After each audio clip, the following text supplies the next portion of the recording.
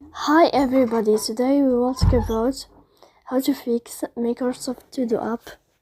You will click on settings. Here in this list, you will click on apps, default apps, app settings. On above you can search about To-Do app and you will enter. Then you can click on first stop and you can click OK.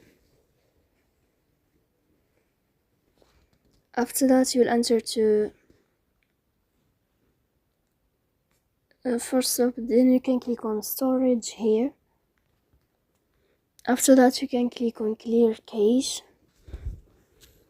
In the end you can turn off your phone and you can turn on your phone again, so please don't forget to support us by like and subscribe. See you next time in another video.